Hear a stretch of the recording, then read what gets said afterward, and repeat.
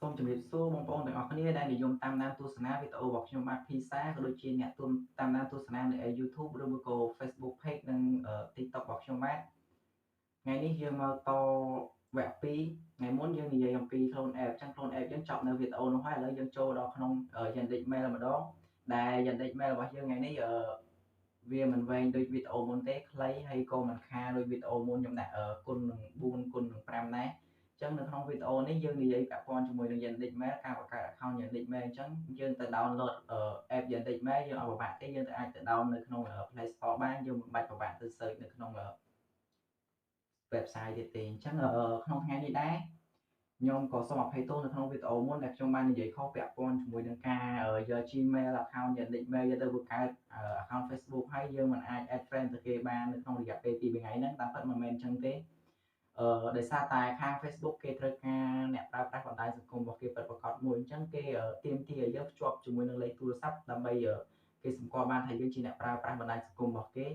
ហើយគេឲ្យយើងភ្ជាប់នេះគឺខ្លាចយើងជា robot ឬមួយក៏ជា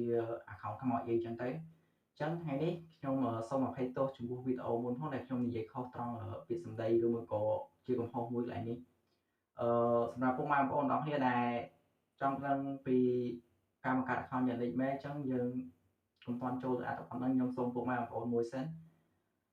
សូមពុកម៉ែបងប្អូនជួយចុច Subscribe Channel YouTube របស់ខ្ញុំបានមានឈ្មោះភាសានិង TikTok របស់ខ្ញុំបាទក៏មានឈ្មោះភាសាជួយចុច Follow និង Follow Page របស់ខ្ញុំបាទនេះម្នាក់មួយផងឥឡូវយើងកុំឲ្យសិនសានយូរយើងចូលទៅក្នុង account Yandex Mail យើងទាំងអស់គ្នាអូខេតោះពុកម៉ែបងប្អូនទាំងអស់គ្នាយើងចូលមកកន្លែង download app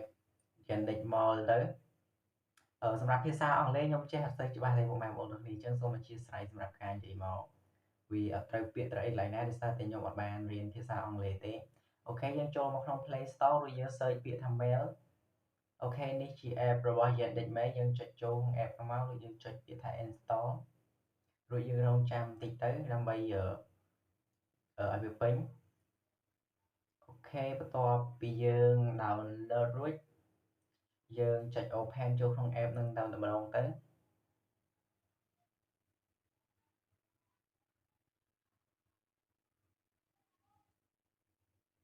តោះយើងចុច open ចូលក្នុង app មើលរង្វង់ដៃខ្ញុំធ្វើរង្វង់ណាបងប្អូនហើយយើងចុចពាក្យ Yandex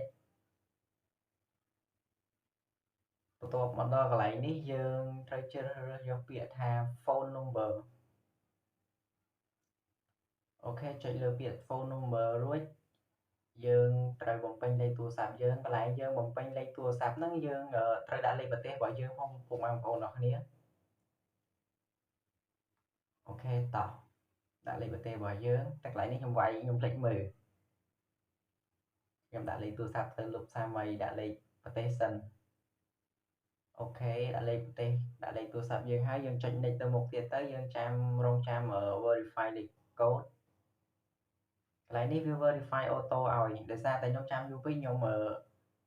off screen ចុះក្រោមចង់មើលលេខកូដដល់ពេល off វិញគេ verify យើងហើយអញ្ចឹងប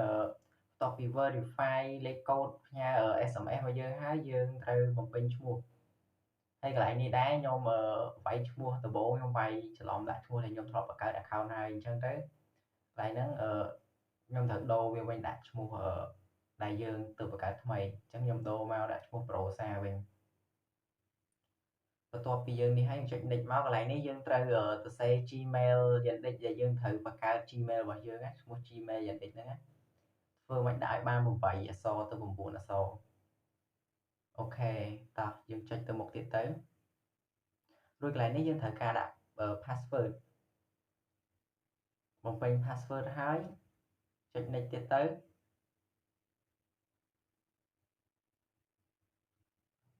អូខេចុច next បន្ទាប់មកយើងចុចគ្រីសហើយចុច next ទៀត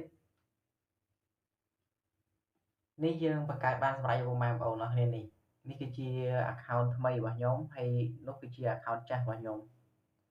ពុកម៉ែបងប្អូនទាំងអស់គ្នាមើលនេះខ្ញុំមាន account 2 account មួយខ្ញុំបង្កើតយូរហើយ account នេះខ្ញុំទើបតែបង្កើតធ្វើវីដេអូចែកជូនពុកម៉ែបងប្អូនទាំងអស់គ្នាទស្សនានេះហ្នឹងហើយពុកម៉ែបងប្អូនគ្នាអត់មានអីពិបាកទេមានតែប៉ុណ្្នឹងទេសម្រាប់account Yandex Mail សូមអរគុណដល់បងប្អូនទាំងអស់គ្នាដែលបានតាមដានទស្សនាវីដេអូរបស់ខ្ញុំបាទតាំងពីដើមរហូតដល់ចប់ហើយសម្រាប់បងប្អូនដែលគាត់ចង់ដឹងពីវិធីមួយណាទៀតពីរបៀបធ្វើអ្វីទៀតបងប្អូនអាច comment នៅក្នុងវីដេអូរបស់ខ្ញុំបានខ្ញុំបាននឹងធ្វើវីដេអូបង្ហាញប្រាប់ជូនឲ្យក្បោះក្បាយសម្រាប់បងប្អូនដែលគាត់ចង់ដឹងចង់ចេះពីរបៀបនៃការធ្វើ YouTube Facebook TikTok និងប្រព័ន្ធផ្សេងៗដែលខ្ញុំអាចធ្វើបានខ្ញុំនឹងចែកជូនពួកបងប្អូនទាំងអស់គ្នាអរគុណទុកមុនសម្រាប់បងប្អូនដែលជួយចុច Subscribe ចុច Follow Page ក៏ដូចជា Follow TikTok របស់ខ្ញុំបាននឹងតាមដានទស្សនាវីដេអូរបស់ខ្ញុំតាំងពីដើមរហូតដល់ចប់សូមអរគុណសូម